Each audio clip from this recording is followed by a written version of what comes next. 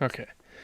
My mic wasn't working for a minute. I don't know what the hell was happening. But GZTV back with another video. We have 3 videos to cover today. We're gonna do a stream tonight, maybe an hour or two. Just doing some reactions, some cool stuff.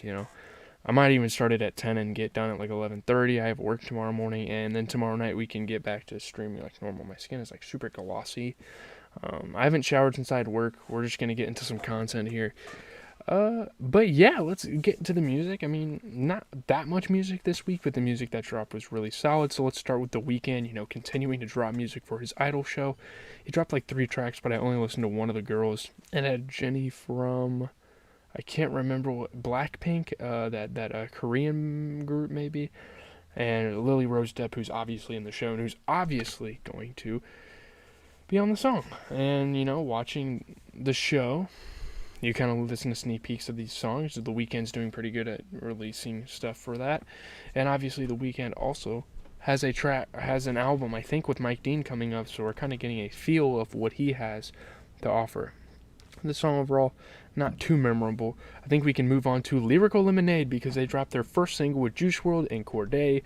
Doomsday, they're coming out with a Lyrical Lemonade album, which is really exciting. I'll probably release like a separate review for that because there's so many possibilities for Lyrical Lemonade. They're finally deciding to get into the actual like musical curating space, and I think that's really cool, and I think that's something that was pretty much destined to happen from the start. And this song itself is really fucking good.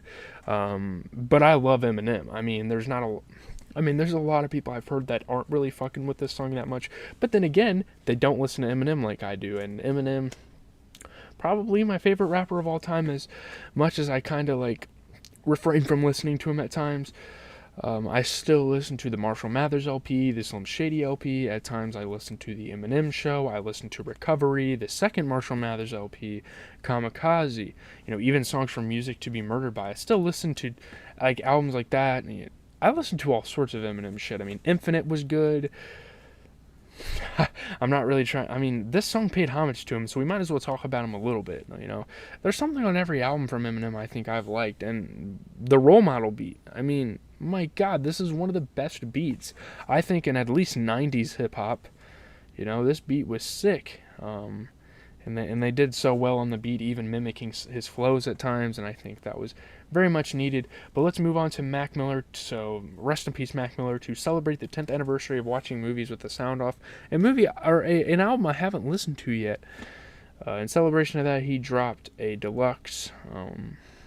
Maybe I'll go back and listen to this album. I'm not really sure. But the OG version of the Star Room with Earl Sweatshirt came out, and I was like, okay, I'll listen to that. Didn't think much of it, I'm going to be honest. Mac Miller, I'm not a huge fan of him. I really liked his Faces album.